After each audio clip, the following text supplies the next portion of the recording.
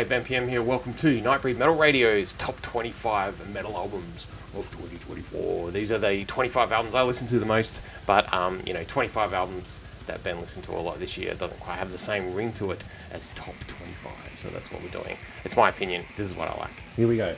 Number 25, Antichrist Siege Machine with Vengeance of Eternal Fire. This is a US two-piece, Black and Death, real war metal stuff. There they are there.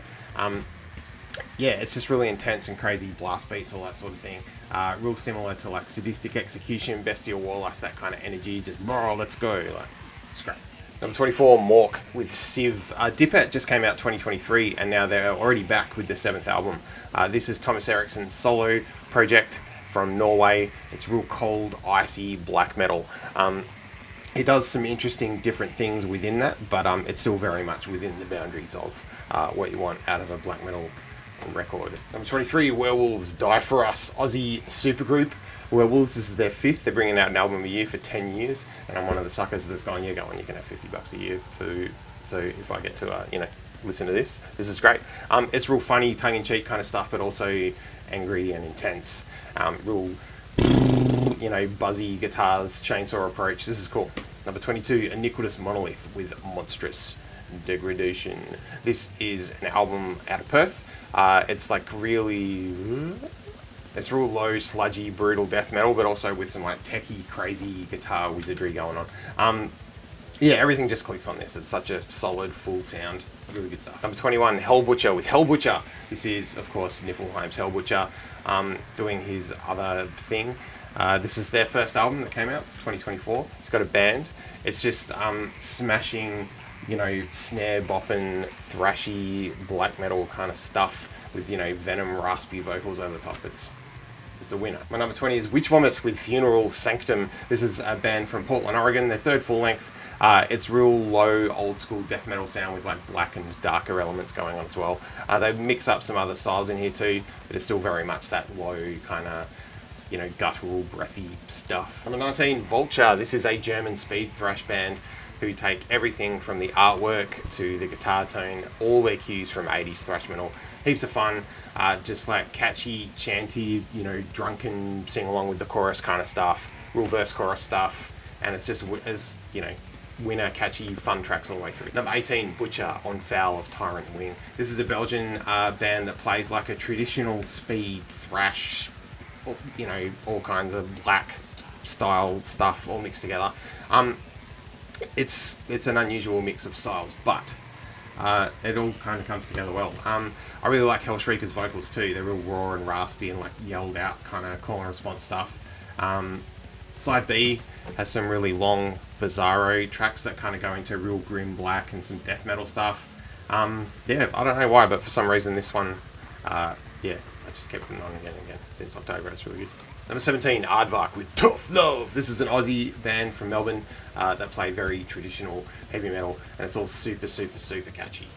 Real, chuggy, catchy, old school metal stuff. And every song on here is really, really strong. It's just a great debut for this band. I'm looking forward to seeing what they do from here. 16, Spell Shock. This is a band from Portland.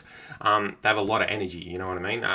It's real Venom kind of raspy vocal stuff mixed with the swagger of Cavell Attack, that kind of fun, big cock rock stuff. But also definitely, black thrash. Heaps of fun, super catchy. This is awesome. Number 15, Ulcerate, Cutting the Throat of God. This is a New Zealand band that plays really weird death metal. It's definitely got its own sound and vibe going on. It's all like murky and blah, real thick and like sway, whooshy kind of sound. There's techie little drum bits and things, lots of odd stuff going on. This is one you wouldn't want to put in a shuffle mix, you know what I mean? It's definitely its own thing to listen to on its own. It's good. Judas Priest, their 20th album, Invincible Shield. They've been at this a long time and they're still writing very, very strong, very, very catchy songs. Rob Halford's voice obviously still sounds great. And live too, I watched some footage. It's not just studio wizardry, like you can do it. And also like Scott Travis's, Choo Choo Train drums. This is good. Number 13, Adversarial with Solitude with the Eternal ... This is crazy like Black Death stuff out of Toronto, Canada, and it's just incessant. Bang, bang, bang, bang, bang, you know, real crazy stuff. It's lots of weird dissonant black metal guitar things going on in there. It's intense. Yeah, look at that cover too. Number 12, Necro Wretch, Swords of Dajjal. This is a French black metal band, and they have a really crisp but odd kind of sound. There's some kind of like Chuck Schuldiner death metal-ish kind of elements going on, but it's very much black metal. They also include some like Eastern sort of influences throughout. It's not just like a bit of Eastern music. It's all kind of incorporated into the black metal sound of this thing. It's really cool. Annoyingly, my number 11 hasn't shown up yet. It's Plowshare with Second Wound. I pre-ordered it, got the shirt, but the records aren't ready yet. But this is a band from Canberra, and they play a really otherworldly kind of sound. It's avant-garde, sort of changey stuff, 5 lengthy songs. Some parts feel like Mayhem's Auto Ad KO, that kind of chaos, like, you know, alien blah thing. Doomy, loungy kind of parts, you know what I mean? It's really like nothing else. Plowshare are a great band, and this album, I've been streaming it off YouTube a bunch. I like it a lot. Number 10, Dark Throne. It Beckons Us All. Norway's Dark Throne. They're a 2-piece. They have been for a long time now, and they can't put a foot wrong. There's no bad Dark Throne albums. There really isn't. So yeah, this one is a bit more Old Star era, I guess. There's some kind of like slowy doomier parts, a bit stoner doom perhaps, but I'd still, you know, got that quintessential black metal Dark Throne sound. Yeah, this is fantastic. Okay, number 9, Gremlin, Sins of the Father. You can see their first album behind me in the flag there, and now here they are with their 4th. This is probably their best since the first, really. I really like it. It's real grim, real funny and dark. Yeah, Dave Haley on drums again. He's on the Werewolves album as well. Yeah, incessant, real crazy stuff. The vocals are particularly raw and nuts on here as well. It's so good. Battlesnake, number 8, The Rise and Demise of the Motor Sequel. This is a 7-piece out of Sydney. And they play a real specific mashup of styles that makes a proper Battlesnake cohesive sound, you know. It's like 70s heavy metal, lots of like Priest and Maiden, that sort of thing. Some Jeff Wayne. Yeah, describing their sound is hard to pin down because there's a lot of different stuff going on. It's all very catchy. There's cool narrative stuff going on. And layers and layers and layers of music and different little half a bar of this and little crazy stuff going on, but all kind of put together in a catchy, not odd sounding way, if that makes sense. Yeah, this is amazing. Number 7, Diabolic, Blastmasters, Twisted Metal. So technically this recording came out in 2008 on Deathgasm Records under the band name Blastmasters, but now it's here. It came out January 1st, 2024 with the Diabolic logo on the front, and I freaking love it. It's just super, super solid, dark death metal with with Antar's unique, insane drumming throughout. Like, I like the new Deicide. I know people rag on it, but I thought it was pretty good. But if I want to hear that kind of dark, you know, death metal, this is incredibly better. Opeth, The Last Will and Testament, number 6. This is their first full concept album, and it's great. It's really, really solid. Michael's growls are back, which is cool, but he's also still got those creamy, you know, clean harmonies and stuff like that. Ian Anderson from Jethro Tull plays flute on here and also does some narration stuff. And Joey Tempest from Europe has a really cool little backing track part on Paragraph 2. You're like, it's a winner. Number 5, Mortis Scold, Creation Undone. This is an American death metal band that's been around since the 90s, and their 90s stuff is better, but I still really like this a lot. The production reminds me of Dying of Everything, Obituary's album that came out last year. It's like slick and new, but also kind of where it cares about the aesthetics of old school death metal, you know what I mean? The vocal hooks on here are intelligible, you know, you can understand what he's saying, which means they really, really get into your brain. It's good.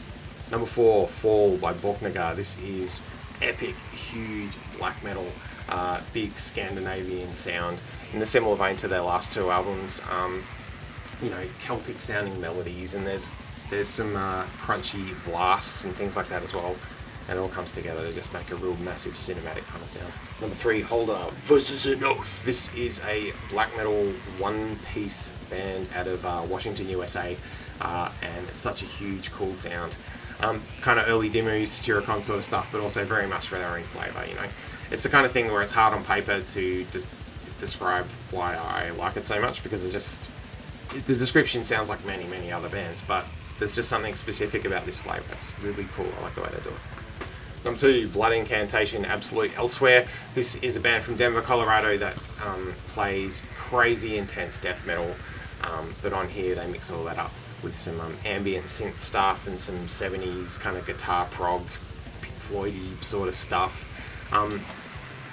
But I don't think that should put you off if you like intense death metal, because there's plenty of that on here as well. And weirdly, it mixes well. Like it sounds like it'd be really jarring, but it all kind of works. They pick just the right elements from different styles to make this cohesive whole here. And yeah, you'll see this on a bunch of other lists if you're watching lists on YouTube, because it's fantastic. Number 1, my number 1, Nableth, A Pale Crown. This is a band from Cuba originally. Now they're a 2-piece based in Spain, I think. It's their 6th album. It's black metal. And again, just like Holder, it's hard to pick, you know what I mean? Like, they do a Satyricon cover, so there's definitely some Satyricon elements in there, but also it's their own flavour, it's their own thing, and there's just something about the way they write riffs and record that ticks all the boxes for me. I really dig it. So that's my list for 2024. Thanks heaps for watching. It's been good. I've been doing these for a year now, talking about music and stuff. It's been a lot of fun. I'll probably ease off a little bit next year, but I'm always going to be here talking metal. There's interviews coming up too. If you like your metal, subscribe to hear from Hammerfall, Silosis, Psychonaut, and Obscura. I'll be posting interviews up from those bands in the next few days. If you are in a metal band and you want to promote your stuff and get an interview out here, come on for a chat, hit me up. The details are below. Happy New Year, everyone. Thanks for watching. I'm sure 2025 will bring us many more joyous things for our ears. Yeah, cheers for watching. Thanks.